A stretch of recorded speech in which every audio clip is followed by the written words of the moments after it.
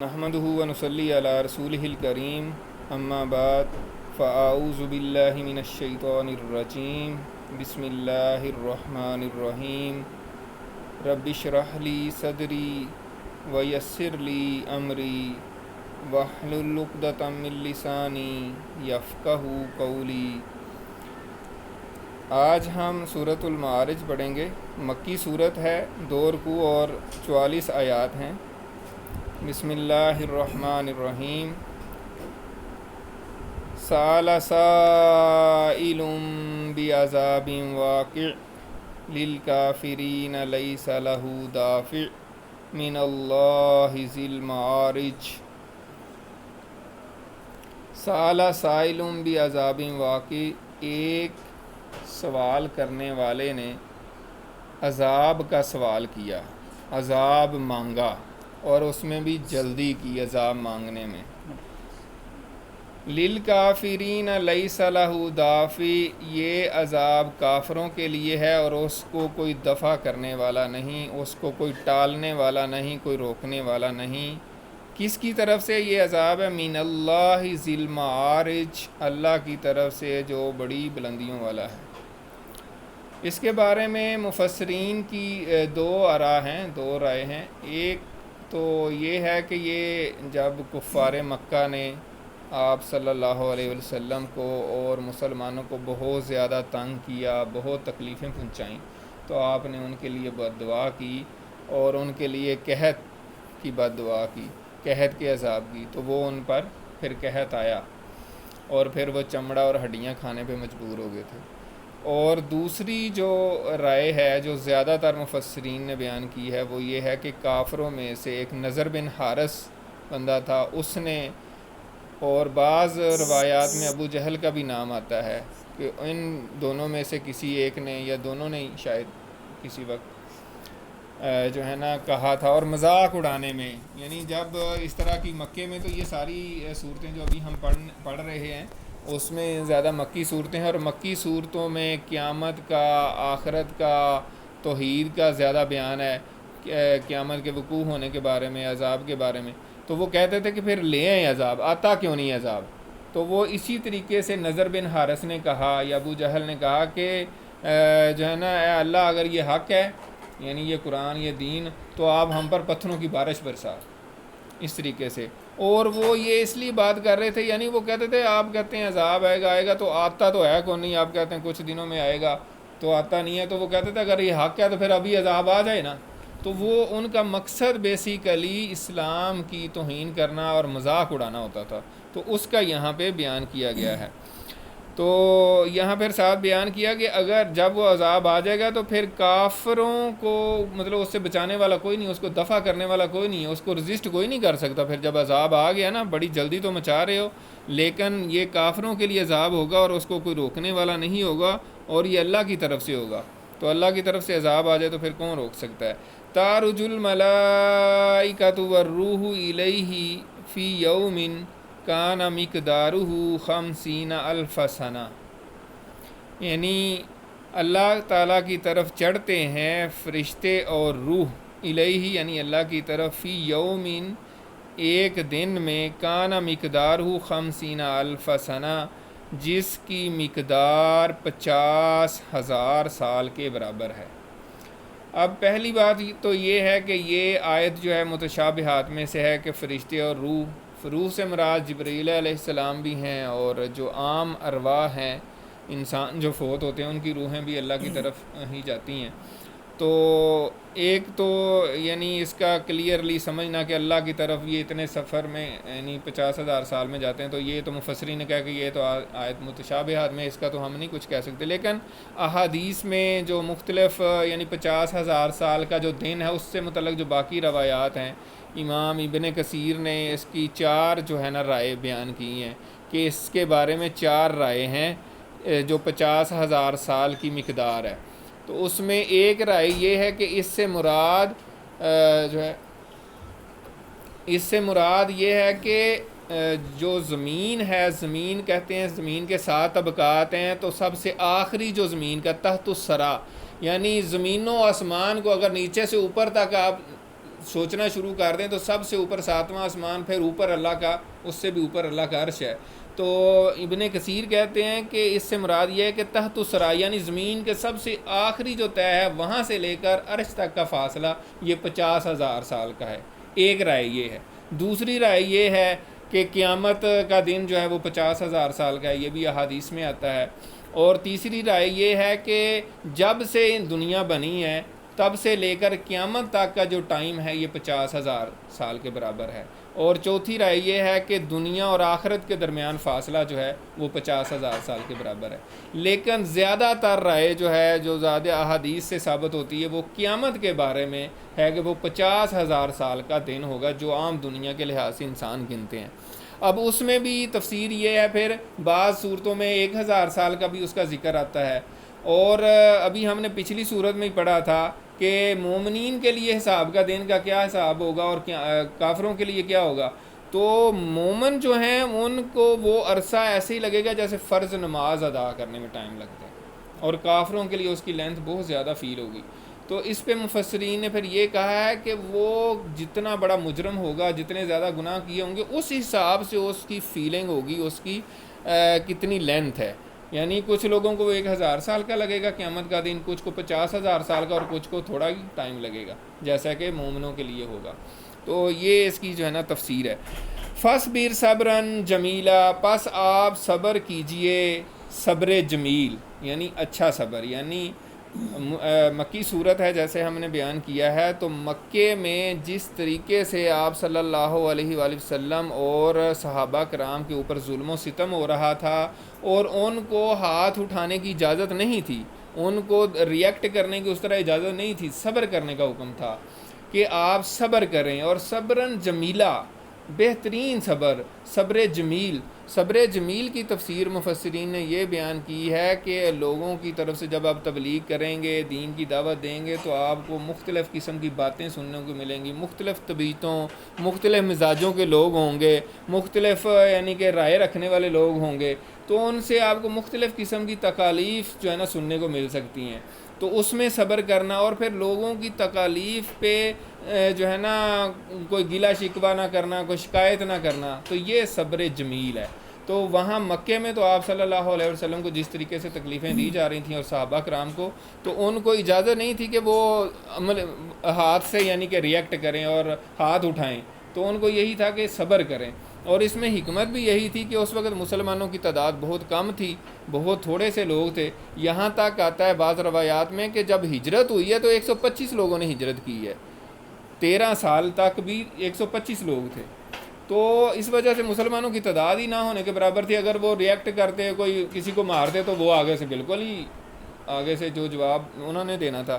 تو پھر اللہ تعالیٰ نے اس کا صلہ جو ہے نا وہ پھر مدینے میں جا کے جس طرح دیا، اور پھر 23 سال میں پوری جو ہے نا اسلامی انقلاب جو تھا وہ برپا ہوا۔ اگر وہاں ہی آپ فوری طور پہ آگے تعداد کم ہونے کی وجہ سے ریئیکٹ کرتے، تو وہاں خدا نہ خواستہ مسلمانوں کی طاقت کو وہ کچل دیتے، تو بہت بڑا نقصان ہوتا۔ تو اس لیے کہا گیا فَاصْبِرْ صَبْرًا جَمِيلًا۔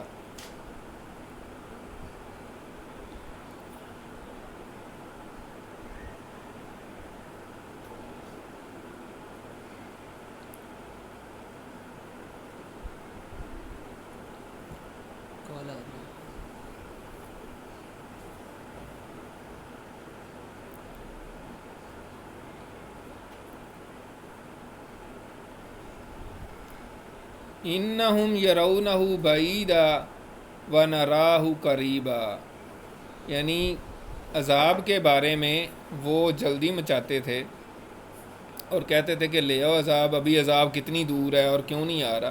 تو اللہ تعالیٰ فرما رہے ہیں کہ انہم یرونہ بعیدا، وہ عذاب کو سمجھ رہے ہیں کہ بہت دور ہے، ونراہ قریبا، اور ہم اس کو دیکھتے ہیں کہ وہ بہت قریب ہے۔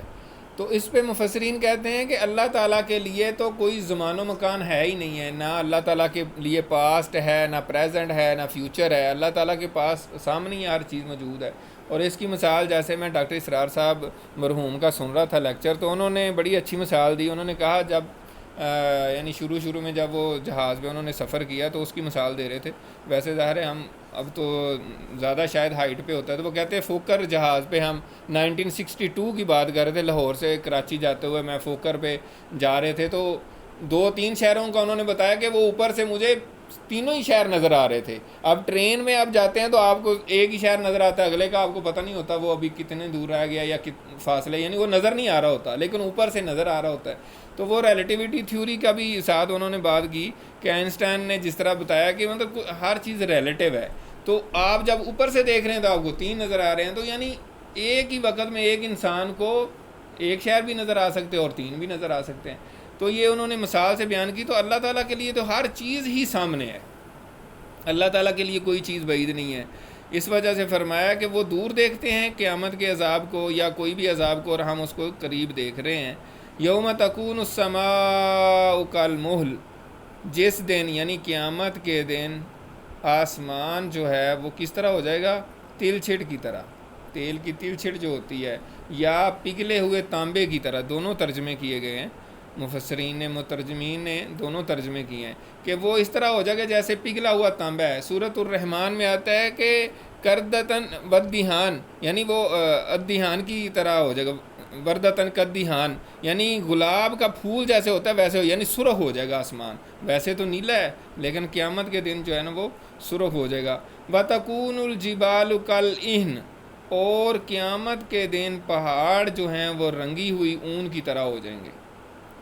کس طرح ہو جائیں گے؟ ایک تو بار بار ہم پڑھ رہے ہیں کہ قیامت کے دن پہاڑ اتنا زور کا، جیسے ہم نے پچھلی صورت میں پڑھا سورۃ الحاقہ میں، کہ ایک زور کا دھماکہ ہوگا. پہاڑ جتنے بھی پہاڑ ہیں زمین سے اللہ تعالیٰ ان کو نکال دے گا، اور پھر زمین اور پہاڑوں کو زور سے مارا جائے گا. جیسے دو شیشے کے گلاس اب زور سے ماریں تو ٹکڑے ٹکڑے ہو جاتے ہیں، اس طریقے سے پہاڑ ریزہ ریزہ ہو جائیں گے. اور جیسے بادل اڑ رہے ہوتے ہیں ایسے اڑ رہے ہوں گے. تو کیونکہ پہاڑوں میں بھی مختلف رنگ کے پتھر ہوتے ہیں، مختلف کلرز کے پہاڑ ہیں، کوئی سرخ پہاڑ ہیں، کوئی سفید پہاڑ ہیں، مطلب مختلف کلر کی. تو اسی طرح جب وہ ان کو بربرا کر دیا جائے گا، جب اڑ رہے ہوں گے تو آپ کو ایسے لگے گا جیسے مختلف رنگوں کی اون جو ہے دھنکی ہوئی جو ہے نا وہ اڑ رہی ہے. تو یہ حال ہوگا قیامت کے دن. وَلَا يَسْأَلُ حَمِيمٌ حَمِيمًا يُبَصَّرُونَهُمْ، اس دن کوئی جانی دوست، کوئی جگری دوست بھی اپنے دوست کو نہیں پوچھے گا. آج تو ہم دوستی کا دعویٰ کرتے ہیں، چلو تھوڑا بہت ایک دوسرے کا خیال بھی کرتے ہیں، پوچھ لیتے ہیں، لیکن قیامت کے دن کوئی جگری سے جگری دوست، کوئی بہترین سے بہترین دوست. حمیم ویسے گرم پانی کو کہتے ہیں، ابلتے ہوئے پانی کو، اور اسی طرح اس کا مطلب ہوتا ہے پر جوش دوست، جو بہت شدید آپ سے محبت کرتا ہے اور آپ کے لیے کہتا ہے یار جو کہتے ہو میں تمہارے لیے کرنے کو تیار ہوں. لیکن قیامت کے دن کوئی کسی کو نہیں پوچھے گا، جگری دوست نہیں دوسرے کو پوچھے گا. اور یبصرونہم، ہم ان کو دکھا بھی دیں گے. یہ نہیں ہوگا کہ قیامت کے دن وہ پتہ نہیں کہاں پہ ہے اور دوسرا دوست کہاں پہ ہے تو پتہ ہی نہیں چل رہا کہ مجھے تو پتہ نہیں وہ کدھر. نہیں، اللہ تعالیٰ کہہ رہے ہیں ہم دکھا دیں گے کہ وہ تمہارا دوست ہے اور تم یہ ہو، تم ایک دوسرے کو دیکھ بھی لو گے، لیکن ہر بندے کو اپنی پڑی ہوگی، نفسی نفسی کا عالم ہوگا. جیسے وہ حدیث ہے بڑی مشہور، مولانا طارق جمیل صاحب اکثر ان کا سنے نا، نفسی نفسی نفسی نفسی، وہ بیان کر رہے ہوتے ہیں کہ اس دن ہر بندہ نفسی نفسی، میری جان بس. اور آپ صلی اللہ علیہ وسلم کیا کہہ رہے ہوں گے؟ امتی امتی. تو وہاں یہ صورتحال ہوگی، یود المجرم لو یفتدی من عذاب یومئذ ببنیہ. اس دن مجرم گناہگار بندہ جو ہوگا کیا چاہے گا؟ لو یفتدی، کہ کاش وہ فدیے میں دے دے عذاب، اس دن کے عذاب سے بچنے کے لیے. کس کو دے دے؟ ببنیہ، اپنے بیٹے کو یا اپنے بیٹوں کو دے دے. وصاحبتہ واخیہ، اور اپنی بیوی کو بھی عذاب میں دے دے اپنی جان بچانے کے لیے. واخیہ، اور اپنے بھائی کو بھی. وفصیلتہ التی تؤویہ، اور اس قبیلے کو، اس خاندان کو جو اس کو پناہ دیا کرتا تھا. یہ جو عرب میں قبیلہ جو ہے اتنا پاورفل ہوتا تھا، وہ اپنے لوگوں کی پروٹیکشن ہوتی تھی. یعنی قبیلہ اپنے لوگوں کی پروٹیکشن کرتا تھا، وہ اس کو پناہ دیتا تھا، کوئی اس کے خلاف جو ہے نا ایکشن نہیں کر سکتا. لوگوں ڈرتے تھے یار یہ قریش قبیلے کا بندہ ہے، یہ بنی کنانا کا ہے، یہ مضر قبیلے کا ہے، یہ ربیہ قبیلے کا ہے، یہ بڑے سٹرونگ قبیلے ہیں، اس کو ہاتھ لگایا تو چھوڑیں گے نہیں. اس طرح کے بڑے واقعات ہیں. حضرت ابو ذر غفاری یا پتہ نہیں اور کسی صحابی جب وہ مکے آئے تھے تو انہوں نے، مکے کے لوگوں نے ان کو کچھ کہنا شروع کر دیا، تو کسی دوسرے صحابی نے کہا چھوڑ دو یہ فلاں قبیلے کا ہے، ادھر سے تم نے گزرنا نہیں، اپنی جان کی ضرورت نہیں ہے آپ کو. تو انہوں نے چھوڑ دیا. تو قبیلہ اتنا سٹرونگ وہ ہوتا تھا. لیکن قیامت کے دن جو ہے نا وہ بندہ کہے گا کہ یار میرے پورے قبیلے کو بھی آپ بے شک جہنم میں پھینک دیں لیکن مجھے بچا لیں. وَمَن فِي الْأَرْضِ جَمِيعًا، صرف قبیلہ نہیں، دنیا میں جتنے بھی لوگ ہیں سب کو دے دے. سب، یعنی مفسرین کہتے ہیں کہ وہ بندہ یہ چاہے گا کہ بے شک ساری دنیا جہنم میں چلی جائے بس میری جان بچ جائے. یہ صورتحال ہوگی قیامت کے دن. ثُمَّ يُنْجِيهِ، پھر اس کو یہ سارے دو لوگوں کو فدیہ میں دے کے لیکن اس کی نجات ہو جائے، وہ بچ جائے. یہ قیامت کا روز ہوگا اور یہ قیامت کا منظر ہے.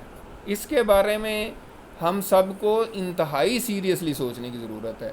یہ قرآن مجید کوئی وقتی، یعنی یہ نہیں ہے کہ ہم تھوڑی دیر بیٹھیں اور ایک بندہ جناب تھوڑا سا ترجمہ کر لے، تھوڑی سی تشریح کر دے اور پھر ہم اٹھ کے سن کے چلے جائیں. یہ اس کا مقصد نہیں ہے. مقصد یہ ہے کہ ہم اس کو اپنے دلوں میں اتاریں، ہمیں احساس پیدا ہو کہ اللہ کے حضور جانا ہے، اللہ کے حضور ہم نے پیش ہونا ہے، اس کو جواب دہ ہونا ہے. تو یہی میسج جو ہے، یہی احساس، یہی یاد دہانی اصل میں قرآن مجید کراتا ہے. اور جس بندے کو یہ چیزیں مستحضر ہو جائیں کہ یار اللہ کے حضور پیش ہونا ہے، اور وہاں تو یہ صورتحال ہوگی کہ ماں اپنے بچے کو نہیں دیکھ رہی ہوگی، اور باپ اپنے بیٹے کو نہیں دیکھ رہا ہوگا، اور بھائی بھائی کو نہیں پوچھ رہا ہوگا، دوست دوست کو نہیں پوچھ رہا ہوگا. تو اس کا مطلب ہے کہ اپنے آپ کو ہم اس کے لیے ریڈی کر لیں، اس دن کے لیے جس دن کوئی کسی کو نہیں پوچھے گا. تو ہم اس کے لیے ہم نے کیا تیاری کی ہے اور ہم کیا تیاری کر رہے ہیں. جس اولاد کے لیے آج ہم اتنی قربانیاں دے رہے ہیں، ان کے لیے دنیا کی ہر طرح کی عیشیں کر رہے ہیں، ان کو ہم دنیا کا کامیاب ترین انسان بنانا چاہتے ہیں. تو کیا وہ آخرت میں بھی کامیاب ہونے والے بن رہے ہیں کہ نہیں؟ کیا وہ میری نجات کے لیے، میرے لیے کچھ نجات کا سبب یا کوئی فائدہ مند ہوں گے کہ نہیں؟ تو اس طریقے سے ہمیں سوچنا چاہیے اپنے بھائی کے بارے میں، اپنے اولاد کے بارے میں، اپنی بیوی کے بارے میں، اپنے بچوں کے بارے میں. اس نظریے سے سوچیں کہ جو ہمیشہ کی زندگی ہے، یہ آپ کی ایوریج 63 سال کی زندگی ہے، وہ آپ 63 کھرب سال کی زندگی سمجھیں.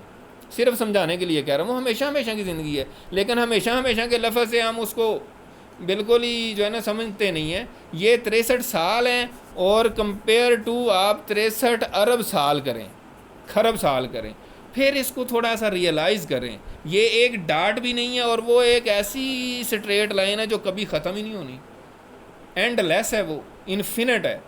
تو ان دونوں کا تو کوئی کمپیریزن ہی نہیں ہے. اس وجہ سے ہمیں چاہیے کہ ہم اس کی فکر کریں اس دن کی. لیکن اس کو نجات، ثم ینجی، وہ چاہے گا مجھے نجات دے دی جائے، ساری دنیا کو بے شک جہنم میں ڈال دیا، ساری دنیا کو فدیہ میں دے کے وہ اپنی جان بچانا چاہے گا. لیکن گناہگار ہوگا، کام ٹھیک نہیں ہوں گے، تو اللہ تعالیٰ کیا کہہ رہے ہیں؟ کلا، ہرگز ایسا نہیں ہوگا، نیور، بالکل نہیں. انہا لظا، بے شک جہنم کی آگ بہت شعلوں والی ہے. لظا اس آگ کو کہتے ہیں جس میں بالکل دھواں نہ ہو، خالص آگ. اور جہنم کی آگ دنیا کی آگ سے 70 گنا زیادہ تیز ہے.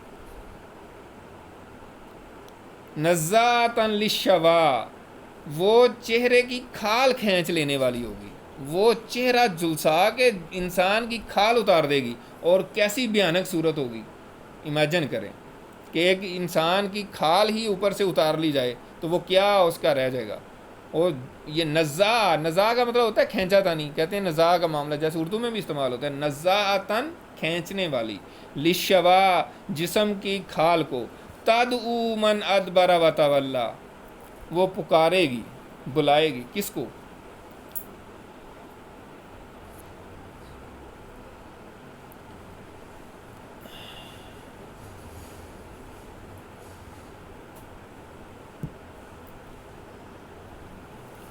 کس کو پکارے گی، کس کو بلائے گی؟ جہنم پکارے گی. من ادبرا، جس نے پیٹھ پھیر لی، وتولی، اور منہ پھیر کے چل پڑا. کس سے؟ اللہ کے دین سے، اللہ کی دین کی تعلیمات سے، اللہ کے رسول سے. جس نے اس کو پیٹھ دکھا دی، اگنور کر دیا، اس کو پسے پست ڈال دیا، اس سے منہ موڑ لیا، اس کو بے قدر جانا، اس کی کوئی اہمیت نہیں سمجھی، اس کو جہنم کی آگ پکارے گی کہ آؤ بھائی ادھر، دنیا میں تو بڑے تم نواب بنے پھرتے تھے، آؤ نا ادھر. اور بعض روایات میں آتا ہے کہ جہنم سے ایک گردن نکلے گی، بہت بڑی گردن نکلے گی، اور ایسے ہی جیسے کوئی بہت بڑا پرندہ دانے چگتا ہے، ایسے ہی جہنمیوں کو ایسے اسے چگ کے تو جہنم میں خود ہی لے جائے گی۔ تدعو من ادبر و تولا، وہ پکارے گی جس نے پیٹھ پھیری اور منہ پھیرا، و جمع فاوعا، اور اس نے مال جمع کیا اور سینت سینت کر رکھا، تجوریاں بھر بھر کے رکھا، برتن بھر بھر کے رکھا۔ اصل میں ویا کہتے ہیں برتن کو، تو یعنی اس نے برتن بھر بھر، جیسے پہلے زمانوں میں تو لوگ برتنوں یعنی ایسی چیزوں میں بھی رکھتے تھے پیسے، تو اب بعد میں تجوریاں بن گئی، تجوریوں سے اب بینکوں میں لوگ پیسے جمع کرواتے ہیں، اور وہ بینک اکاؤنٹ بڑھتا رہتا ہے، اور انسان جو ہے وہ کیا ہے 99 کے چکر میں، اردو میں 99 کا چکر کہتے ہیں، کہ 99 کے چکر میں پڑا رہتا ہے، کہتا ہے یار۔ اور یہ پرانے زمانے کا محاورہ ہے، جب بندے کے پاس 100 روپیہ نہیں ہوتا تھا، 100 روپیہ بنانے کے لیے وہ لگا رہتا تھا، تو وہ کہتا تھا 99 ہو گیا، اب میں نے 100 پورا کرنا ہے، اور آج سمجھ لیں کہ کروڑ ہو گیا ہے، کروڑ کے قریب ہے، یعنی کہ میرے پاس اتنے پیسے ہو گئے ہیں، یعنی کہ 85,07,000 روپیہ ہو گیا، تو اب میں نے کروڑ پورا کرنا ہے، تو اب میں تو کیسے غریب کو دوں، کیسے فلاں دین کے کاموں میں دوں، کیسے ادھر دوں، میرے پاس تو پیسے نہیں ہے، اب میں نے کروڑ کا ٹارگٹ رکھا ہوا ہے، اس کو میں نے پورا کرنا ہے، اب میں ادھر ادھر دوں گا تو وہ میرا ٹارگٹ کیسے پورا ہوگا؟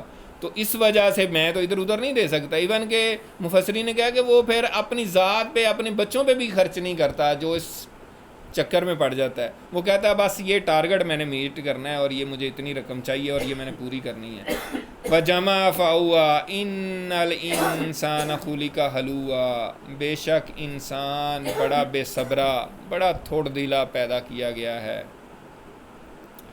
بڑا حریص پیدا کیا گیا ہے۔ اِذَا مَسَّهُ الشَّرُّ جَزُوعًا، جب اس کو کوئی تکلیف پہنچتی ہے تو جزا فضا کرتا ہے، گھبرا اٹھتا ہے۔ وَإِذَا مَسَّهُ الْخَيْرُ مَنُوعًا، اور جب اس کو خیر پہنچتی ہے تو روک لیتا ہے، یعنی جب اس کو مال ملتا ہے، اللہ تعالیٰ کی طرف سے اس کو خوشحالی ملتی ہے، مال ملتا ہے، تو پھر روک لیتا ہے اس کو، یعنی پھر وہ کنجوس بن جاتا ہے، بخیل بن جاتا ہے، پھر کہتا ہے نہیں جی میں نے تو اتنی محنت سے اتنے مال اکٹھا کیا ہے، اتنی میں تو بہت زیادہ محنت کی ہے، ریسرچ کی ہے، یہ میں نے تحقیق کی تھی، اس وجہ سے مجھے اتنا مال ملا ہے۔ جیسے قارون کہتا تھا کہ یہ تو مجھے خزانے میرے علم کی وجہ سے ملے ہیں، اب تم کہہ رہے ہو کہ اللہ کے راستے میں خرچ کرو۔ تو اسی طریقے سے وہ بھی روک لیتا ہے مال کو، یعنی جب مال ملتا ہے تو وہ کنجوس بن جاتا ہے، اس کو روک لیتا ہے، منع کر دیتا ہے۔ الا المصلین، مگر نمازی۔ یہ ساری جو اوپر برائیاں بیان کی گئی ہیں، ان کا ذکر کرنے کے بعد اللہ تعالیٰ فرمایا الا المصلین، سوائے نمازیوں کے، یعنی جو حقیقی نمازی ہیں، جو واقعی سیریسلی نماز پڑھتے ہیں، سمجھ کے پڑھتے ہیں، غور و فکر سے پڑھتے ہیں، ان کی نماز ان کے اوپر اثر کرتی ہے، نماز ان کو برائیوں سے روکتی ہے، وہ نمازی، وہ ان کے اندر پھر یہ برائیاں نہیں ہوں گی۔ تو یہاں پہ نماز کی بہت زیادہ اہمیت واضح ہو رہی ہے۔ سب سے پہلے اللہ تعالیٰ نے نمازیوں کا بات کی ہے کہ جو نمازی ہوں گے وہ ان کے اندر یہ برائیاں نہیں ہوں گی، اور وہ ان کے ساتھ یہ معاملہ نہیں ہوگا۔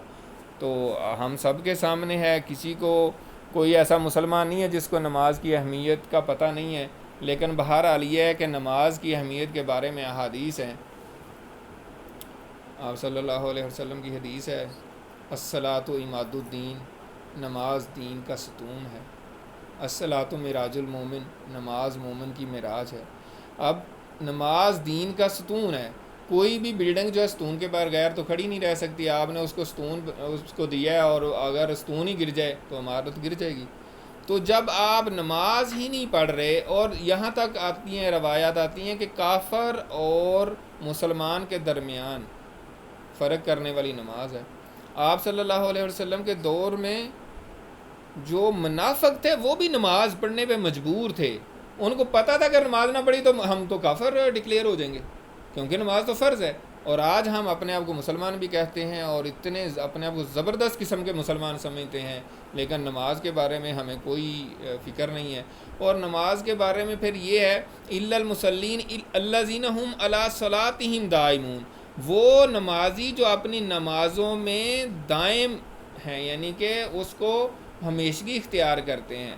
اس کے بارے میں مفسرین نے پھر مزید کہا ہے کہ اس کو اس کے آداب سے، جو آداب ہیں نماز کے اس میں ادا کرتے ہیں، نماز کے جو احکامات ہیں۔ اب نماز کا بڑا واضح اور بڑا ہی سخت حکم یہ بھی ہے کہ نماز جماعت سے پڑھیں، یہ پہلے بھی ہم بات کر چکے ہیں، بخاری شریف کی حدیث ہے، آپ صلی اللہ علیہ وسلم نے فرمایا ہے کہ میرا دل کرتا ہے کہ میں ان لوگوں کے گھروں کو آگ لگا دوں جو اپنے گھروں میں ہی نماز پڑھتے ہیں۔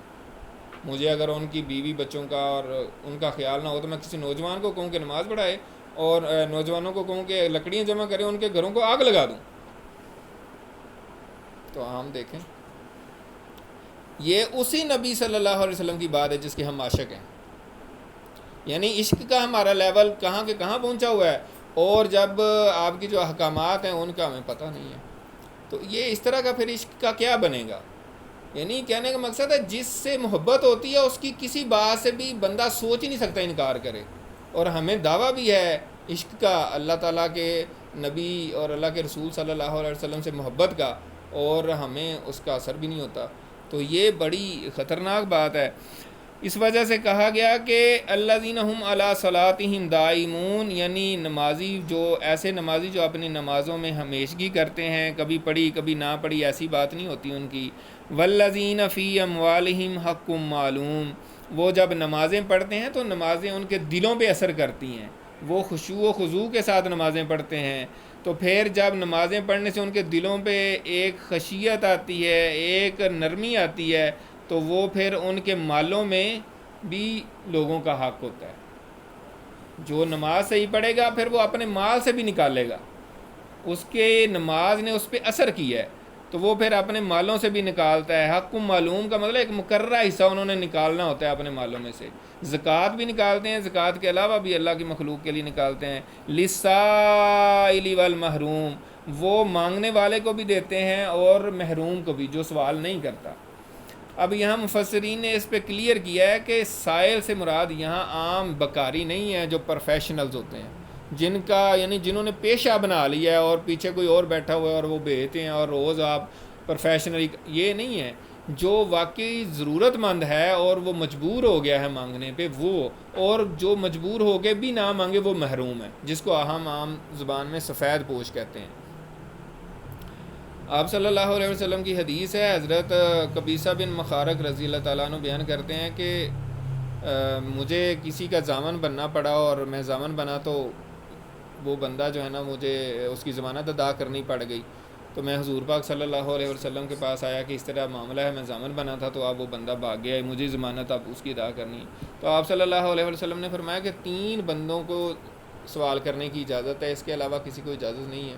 ایک یہ کہ جس کے اوپر آفت آ جائے، کوئی ایسا جس سے اس کا سارا کچھ تباہ ہو جائے، وہ کسی سے سوال کر سکتا ہے، یا کوئی کسی کا ضامن بنا ہو اور اس کے اوپر ایسی کنڈیشن آ جائے کہ وہ جس کا ضامن بنا ہے وہ بندہ بھاگ جائے یا ضمانت ادا نہ کرے تو اس کو ادا کرنی پڑی، اور تیسرا وہ بندہ جس کے اس اوپر فاقہ آ جائے اور اس قبیلے کے 3 بندے گواہی دیں کہ واقعی اس کے اوپر فاقہ ہے، وہ سوال کر سکتا ہے، اور اس کے علاوہ جو بھی سوال کرے گا وہ حرام ہے۔ یہ مسلم شریف کی کتاب الزکوٰۃ کی حدیث ہے۔ تو اس وجہ سے ایسے مانگنا اور یہ پروفیشنل جو ہوتے ہیں یہ بالکل ٹھیک نہیں ہے، اور ان کو بتانا بھی چاہیے۔ اسی طریقے سے حضرت ابو ہریرہ رضی اللہ تعالیٰ عنہ کی حدیث ہے، بخاری شریف کی ہے، کہ انہوں نے کہا کہ حضور پاک صلی اللہ علیہ وسلم نے فرمایا کہ جو کوئی بھی مانگتا ہے وہ ایسے ہی ہے جیسے اپنے جسم سے گوشت اتارتا ہے، تو اب جو جتنا زیادہ مانگ لے اس کی مرضی۔ اس کا مفہوم اس طریقے سے ہے، یعنی جو بھی بلا وجہ سوال کرتا ہے یہ بغیر ضرورت کے،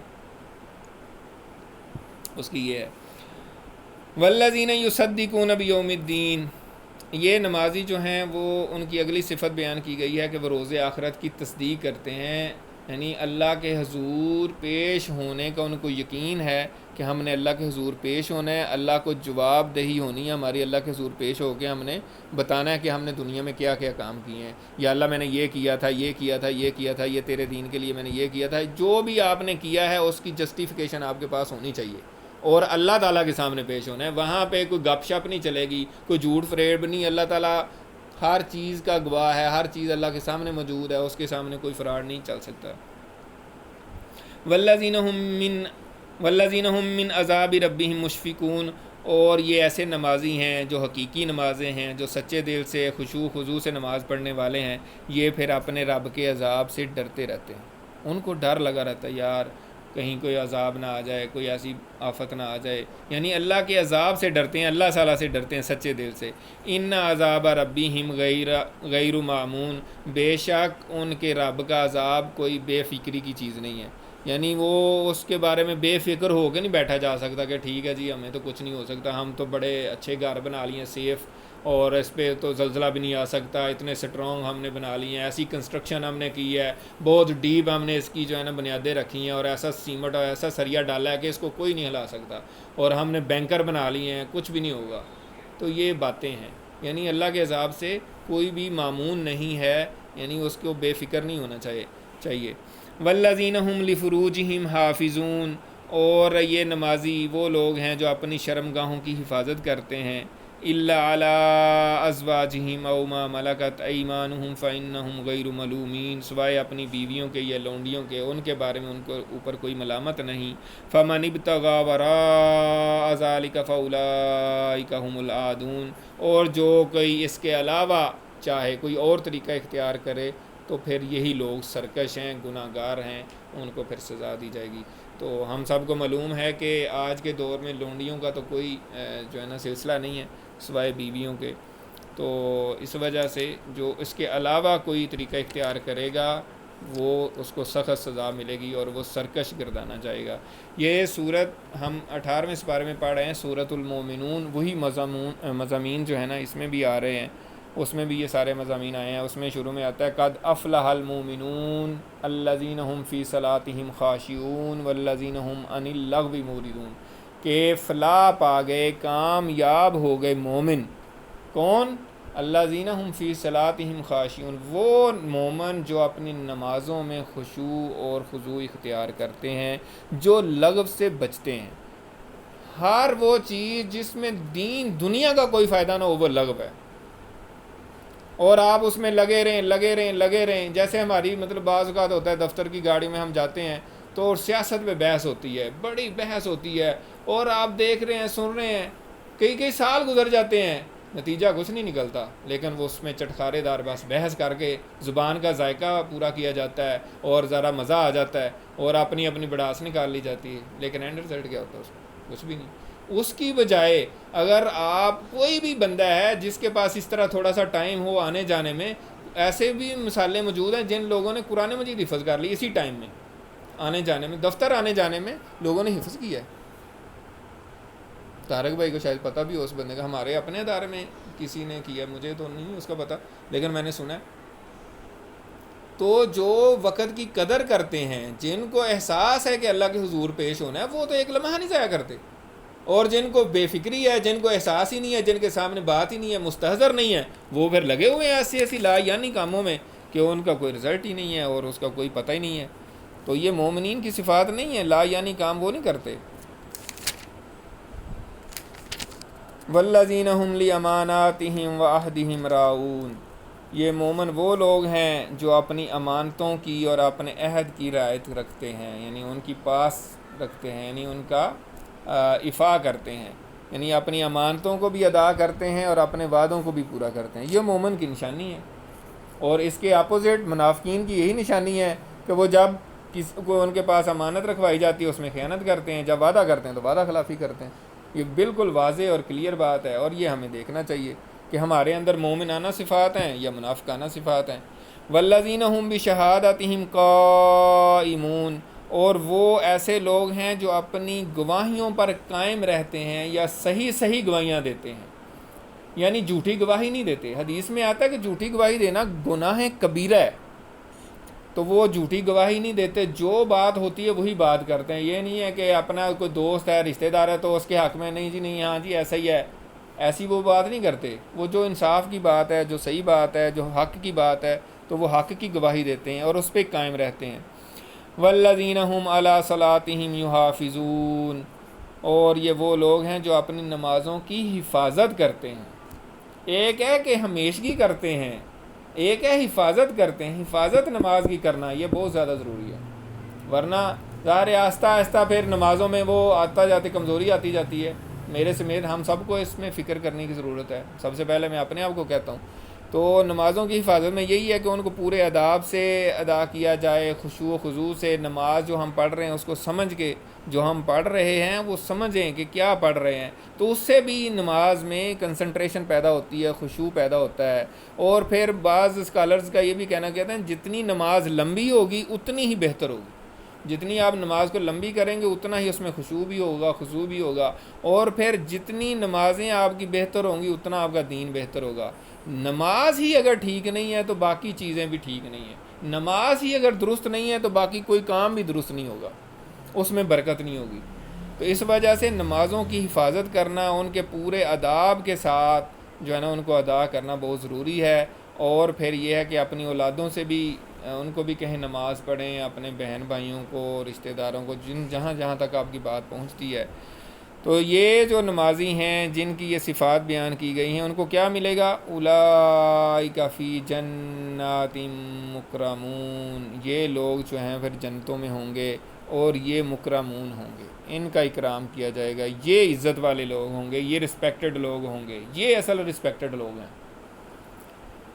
دنیا میں تو ہم کسی پتہ نہیں کن کن لوگوں کو رسپیکٹڈ سمجھتے ہیں، لیکن اصل جو رسپیکٹڈ لوگ ہیں اور ہمیشہ ہمیشہ کے لیے ہوں گے، اور قیامت کے بعد ہمیشہ کی زندگی ہے اور ہمیشہ ہمیشہ کے لیے یہ پھر عزت والے لوگ ہوں گے جو اپنی نمازوں کی حفاظت کرتے ہیں اور باقی جو صفات بیان کی ہیں ان پہ پورا اترتے ہیں۔ فما للذین کفروا قبلک مہطعین عن الیمین وعن الشمال عزین ایطمع کل امرئ منہم ان یدخل جنۃ نعیم کلا انا خلقناہم مما یعلمون۔ اب یہ جو ہے رکوع مکمل ہوا مومنین کی صفات کے ساتھ، اب جو ہے خطاب چینج ہو رہا ہے اور اللہ تعالیٰ آپ صلی اللہ علیہ وسلم سے پوچھ رہے ہیں کہ فما للذین کفروا قبلک مہطعین، یہ کفار مکہ کو کیا ہوا ہے کہ یہ آپ کی طرف بڑے بھاگے بھاگے آتے ہیں۔ مہطعین یعنی قبلہ کا آپ کی طرف آتے ہیں، مہطعین بھاگے بھاگے دوڑے، عن الیمین وعن الشمال عزین، دائیں سے بائیں سے گروہ در گروہ ٹولیاں بنا کے بھاگے دوڑے آ رہے ہیں۔ اس کا شان نزول یہ ہے کہ جب آپ صلی اللہ علیہ وسلم مکے کی زندگی میں جب کہیں خانہ کعبہ کے پاس جب بھی قرآن مجید کی تلاوت کرتے تھے تو یہ دوڑے آتے تھے، اور جو ہے نا مذاق اڑانے کے لیے اور اس طرح کی باتیں کرنے کے لیے، طنز کرنے کے لیے، تو کوئی دائیں سے آ رہا ہے کوئی بائیں سے آ رہا ہے، آئیں جی دیکھتے ہیں کیا کہتے ہیں، سنتے ہیں۔ اور پھر ساتھ یہ کہتے تھے کہ اچھا اگر یہ ساری باتیں درست ہیں، اگر واقعی جنت اور جہنم ہوئی تو پھر اللہ تعالیٰ نے جس نے ہمیں دنیا میں اتنا کچھ دیا ہوا ہے وہ قیامت کے دن کیسے چاہے گا کہ ہمیں جہنم میں پھینک دے؟ ٹھیک ہے، وہ کیسے کرے گا؟ وہ پھر دنیا میں ہمیں اس نے سارا کچھ دیا تو آخرت میں بھی سارا کچھ دے دے گا۔ تو کہا جا رہا ہے ایطمع کل امرئ منہم ان یدخل الجنۃ نعیم، کیا ان میں سے ہر ایک شخص یہ چاہتا ہے کہ وہ جنت میں داخل کر دیا جائے گا، نعمتوں والی جنت میں، بغیر ایمان لائے، بغیر اچھے کام کیے؟ ایسا نہیں ہوگا، یہ صرف طمع کر رہے ہیں، ان کی خواہش ہے، لیکن ایسا نہیں ہوگا۔ کلا، ایسا نہیں ہوگا، بالکل نہیں، ہرگز نہیں، نیور، بالکل ایسا سوچیں بھی نہیں۔ انا خلقناہم مما یعلمون، بے شک ہم نے ان کو پیدا فرمایا ہے اس چیز سے جس کو یہ اچھی طرح جانتے ہیں، ہم نے اس کو کس چیز سے پیدا کیا ہے یہ خوب جانتے ہیں۔ فلا اقسم برب المشارق والمغارب انا لقادرون، پس میں قسم کھاتا ہوں مشرقوں اور مغربوں کے رب کی، بے شک ہم قادر ہیں کس بات پر؟ الا ان نبدل خیرا منہم وما نحن بمسبوقین، اس بات پر ہم قادر ہیں کہ ہم بدل کر ان کو بدل کر کوئی اور نسل لیں اور مخلوق لیں، اور ہم عاجز آنے والے نہیں ہیں، ہمیں کوئی ہرا نہیں سکتا، یہ نہیں ہے کہ ہمیں کوئی رزسٹ کرے اور ہم یہ کام نہ کر سکیں، کوئی ہمیں عاجز نہیں کر سکتا۔ تو اس میں مفسرین نے بیان کیا جیسے اللہ تعالیٰ نے حضرت نوح علیہ السلام کے بعد جو ہے نا ان کو تباہ کر دیا اور قوم عاد کو لے آیا، قوم عاد نے نہیں مانا تو قوم عاد کو تباہ کیا تو قوم سمود کو لے آیا۔ اور یہاں یہ ہے کہ اہل مکہ کو، مشرکین مکہ کو اللہ تعالیٰ نے مکہ فتح کروا دیا اور پھر وہ انہوں نے سرنڈر کر دیا، جس نے اسلام قبول کیا وہ تو ٹھیک ہے، لیکن جس نے نہیں کیا پھر اس کو ختم کر کے تو اللہ تعالیٰ نے مسلمانوں کو وہ سارا کچھ دے دیا۔ تو قیامت کے دن بھی اللہ تعالیٰ، اس سے مراد یہ بھی لیا گیا ہے کہ قیامت کے دن جو ہے نا جب جسم جل جائیں گے جہنم میں تو اللہ تعالیٰ اور جسم ان کو دے دے گا۔ بعض مفسرین نے اس کو یہ بھی بیان کیا ہے، فَذَرْهُمْ، پس آپ ان کو چھوڑ دیجئے، یعنی اللہ تعالیٰ آپ صلی اللہ علیہ وسلم سے فرما رہے ہیں کہ فَذَرْهُمْ، آپ ان کو دفع کیجئے، چھوڑ دیجئے، یَخُوضُوا وَيَلْعَبُوا، یہ منہمک رہیں ایسے مشغلوں میں، ایسی فضولیات میں، وَيَلْعَبُوا، اور کھیلتے رہیں، کھیل کھول میں مگن رہیں، حَتَّى يُلَاقُوا يَوْمَهُمُ الَّذِي يُوعَدُونَ، یہاں تک کہ یہ اس دن سے ملاقات کر لیں جن کا ان سے وعدہ کیا جاتا ہے، یعنی جس دن کا ان سے وعدہ کیا جا رہا ہے اس دن پھر ان کی ملاقات اس دن سے ہوگی، تو پھر ان کو پتہ چلے گا کہ جو ہے نا یہ حقیقت ہے اور سب کچھ ان کے سامنے آ جائے گا۔